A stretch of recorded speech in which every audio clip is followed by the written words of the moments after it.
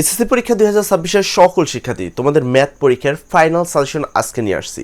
এই ক্লাসে তোমাদের যা যা বলবো তাই যদি তোমরা পড়ো পরীক্ষার দিন একবার হুবহু কমন পাবে। অর্থাৎ আজকে যা দিব তোমাদেরকে একবার 100% শিওর থাকো যে তাই তাই পরীক্ষা কেন্দ্রে আসবে। ওইরকম যদিও ওই টাইপের প্রশ্ন আসতেই হবে, মানে আজকের এই ক্লাসে বেশ কিছু আহামরি খুব বেশি কিছু দিব না, অল্প কিছু দিব। এই অল্প কিছু যদি তুমি পড়ে নিতে পারো তোমাকে এতটুকু আশ্বস্ত করতে পারি যে পরীক্ষার কেন্দ্রে তোমার A+ কেউ ঠেকাতে পারবে না। আর যদি পাস নিয়ে চিন্তা করো তাহলে মাত্র 3টা অধ্যায় সিলেক্ট করবা, 3টা অধ্যায়ের মধ্যে সহজ অধ্যায়গুলো সিলেক্ট করবো, যেখানে তোমার 40 থেকে 50 মার্ক 100% পাবা। এখন প্রশ্ন হলো ভাইয়া কোনগুলো পড়বো, কিভাবে করবো, এবং শেষ রাত্রের জন্য কিন্তু যদি তুমি শেষ রাত্রে হও, যদি ভিডিও আজকে দিচ্ছি আগামীকাল তোমাদের শেষ রাত, কিন্তু এই মুহূর্তে যদি তোমার শেষ রাত্র হয়ে থাকে তারপরেও যদি তুমি এই ভিডিওটা দেখে থাকো এবং তুমি খুব সহজে এগুলো পড়ে কভার করতে পারবে ইনশাল্লাহ। তো চলো আমরা শুরু করি আজকের এই ক্লাসটি। তার আগে তোমাদের বলে দিই, তোমরা যারা ম্যাথ ক্লাসের ফাইনাল সাজেশন PDF পাওনি এখন পর্যন্ত, তারা এই ভিডিওর ডেসক্রিপশনে এবং ফার্স্ট কমেন্টে দেখো আমাদের একটি ফেসবুক প্রাইভেট গ্রুপের লিঙ্ক দেওয়া রয়েছে, যেখানের মাধ্যমে তোমরা সবাই ওখানে খুব ইজিলি জয়েন করবা। ইতিমধ্যেই প্রায় 7000+ স্টুডেন্ট যুক্ত হয়ে গেছে। তো সেখানে তোমাদের এই ম্যাথ পরীক্ষার ফাইনাল সাজেশন PDF কিন্তু দেওয়া হয়ে গেছে, তোমরা চাইলে সেখান থেকে খুব অনায়াসে ডাউনলোড দিয়ে নিতে পারো। তো চলো আমরা শুরু করি তোমাদের মেন বিষয়টা, সেটা হলো এসএসসি পরীক্ষা 2026-এর সাধারণ গণিত, যেটা হলো রবিবার তোমাদের পরীক্ষা। এই পরীক্ষাতে তোমাদের মানে কমন যোগ্য বা 100% কমন যোগ্য যে প্রশ্নগুলো আছে সেগুলো দিব। বছরের সেরা কব হবে আজকের এই ক্লাসে। তো কী কী পড়তে হবে তোমাদেরকে, তোমাদের জন্য এই কয়টা জিনিস এখানে রাখা হয়েছে। এই কয়টা জিনিসে যদি আমি যেভাবে বলি সেভাবে যদি পড়ো তাহলে নিঃসন্দেহে তুমি কম পাবা। যেহেতু তুমি 26 সালে পরীক্ষা দিচ্ছ, তোমার জন্য 22 সাল এবং 24 সাল কিন্তু সবচেয়ে বেশি ইম্পর্টেন্ট। কোনো একটা শিক্ষার্থী যদি 22 এবং 24-এর প্রশ্নগুলো সবগুলো করে তাহলে সে খুব অনায়াসে 100% কম পাবে। তবে সময় হলো এই অল্প সময়ের মধ্যে কি করা সম্ভব, সেক্ষেত্রে উত্তর হবে না।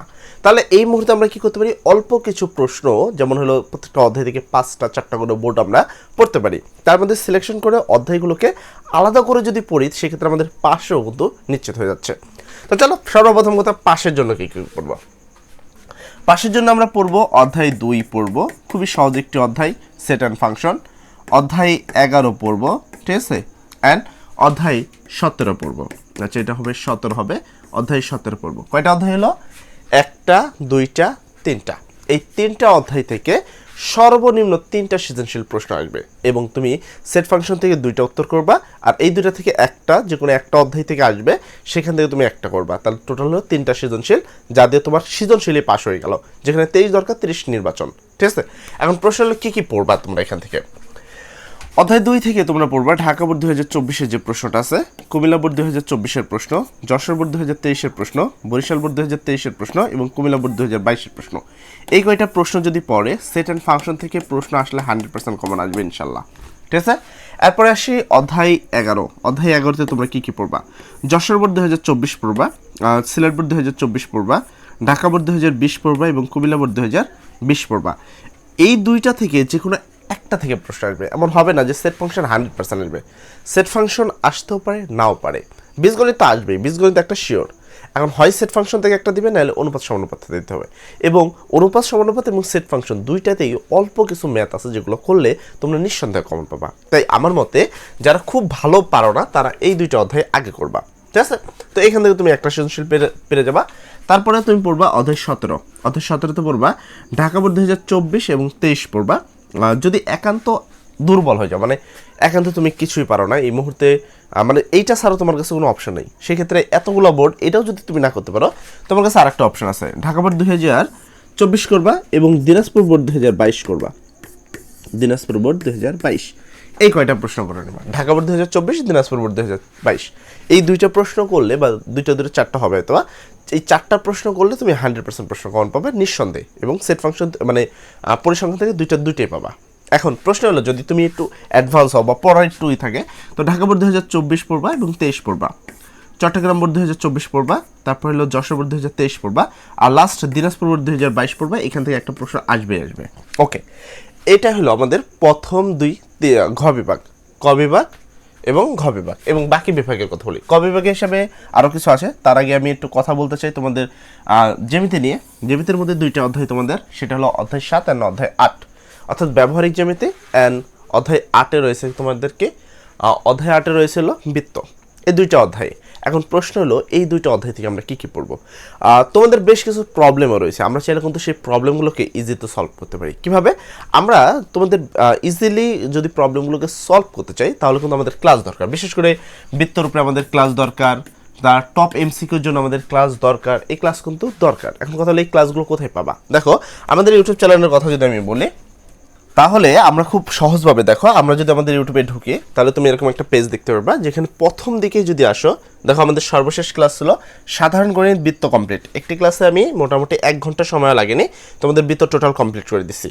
তার পরবর্তীতে যদি কথা বলি তোমাদের এমসিকিউতে কিভাবে কি করবা সেই বিষয়টা দেখো, একটি মাত্র ক্লাসে তোমাদের যে সৃজনশীল প্রশ্ন ছিল এবং সিকিউ এসকিউ প্রশ্ন মানে সংক্ষিপ্ত বা শর্ট কোশ্চেনগুলো, সেগুলো কমপ্লিট করতে আমাদের মোটামুটি 6 ঘন্টা 34 মিনিট সময় লেগেছে। তো এটা যদি করো তুমি ওই জিনিসগুলো তোমার কমপ্লিট হয়ে যাবে। একটু নিচে যদি আসো তাহলে এমসিকিউ পাবা। দেখো এখানে বলা হয়েছে যে এসএসসি 2026 টপ 250 এমসিকিউ এখানে কমপ্লিট করা আছে, 1 ঘন্টা 47 মিনিট একটি ভিডিও। এখানে তোমাদের এমসিকিউ রয়েছে, অর্থাৎ একটা শিক্ষার্থীর গণিতে যা যা দরকার এখানে সব কিছু দেওয়া আছে, ঠিক আছে? ওই জিনিসগুলো তুমি যদি এখান থেকে পড়ো তাও কমন পাবা। তুমি যদি মনে করো যে না আমি বুঝতে পারছি না বা আমার এই মুহূর্তে সম্ভব না, সেক্ষেত্রে তুমি এই ক্লাসটা যদি অর্ধেকও দেখো তাও তুমি এমসিকিউতে ভালো পাস হয়ে যাবা।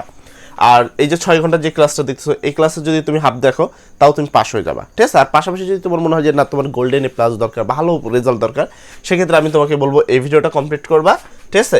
বৃত্তের এই ভিডিওটা কমপ্লিট করবা আর এই এমসিকিউ কমপ্লিট করবা, 3টা ভিডিও, 1টা 2টা অ্যান্ড এই একটা, 3টা ভিডিও তুমি কমপ্লিট করবা। তোমাকে নিঃসন্দেহে বলতে পারি যে তুমি এখান থেকে হুবহু কমন পাবা। তবে তুমি এই প্রশ্নগুলোকে ইম্পর্টেন্ট রাখবা।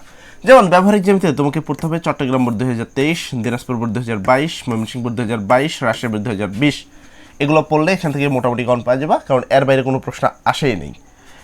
অধ্যায়ে 8 বৃত্ত থেকে পড়তে হবে Comilla board 2024, Dinajpur board 2024, Mymensingh board 2023, Comilla board 2022 এবং তোমার বরিশাল বোর্ড 2022। প্রায় সেম প্রশ্নগুলো, একই প্রশ্ন আসছে, তো এইগুলো পড়লে তুমি এখান থেকে 100% প্রশ্ন কমন পেয়ে যাবা। তারপর আসি তোমাদের হলো গ বিভাগ, অর্থাৎ হলো পরিমিতি আর ত্রিকোণমিতি। ত্রিকোণমিতি এইটা অ্যান্ড পরিমিতি হলো এইটা। ওকে, ত্রিকোণমিতি থেকে তোমাকে এই দুইটার মধ্যে কথা বলতে গেলে এটাতে বলা ইজি হয়, মানে এখানে যা বলবো এটা তাই আসবে। পরিমিতি এমন একটা জিনিস, অঙ্কগুলো বড় থাকলেও অঙ্ক বলে দেওয়া যায় যে কোন অঙ্কগুলো আসবে। বাট ত্রিকোণমিতিতে তুমি যদি ভালো পারো সেক্ষেত্রে ভালো কথা। ত্রিকোণমিতিতে 100% বলা তো ঠিক না, বাট এখান থেকে তুমি কমন পেয়ে যাবা যারা একটু ভালো পারে। বিশেষ করে ত্রিকোণমিতির প্রশ্ন তো একই আসে, 1 লাইনে 2 লাইনে একটা প্যাচ থাকে, যারা এই প্যাচটা খুলতে পারবে তারা ত্রিকোণমিতি ইজিলি করতে পারবে, ঠিক আছে? ওই 2 লাইনের প্যাচের কারণে অনেকের প্রবলেম হয় আর কি।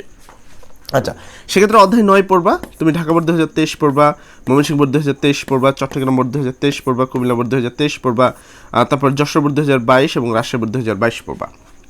অধ্যায় 16 হিসেবে পড়বা ঢাকা বোর্ড 2024 এবং 23 দুইটাই পড়বা, সিলেট বোর্ড 2024 পড়বা, চট্টগ্রাম 23 অ্যান্ড 22 দুইটাই পড়বা এবং কুমিল্লা বোর্ড 2020 পড়বা। এবং যারা মানে গোল্ডেন এ প্লাস চাও এবং কোনোভাবেই কোনো কিছু মিস করতে চাও না, সেক্ষেত্রে তারা এই অধ্যায়টাও করবা, নাম হলো বীজগণিত।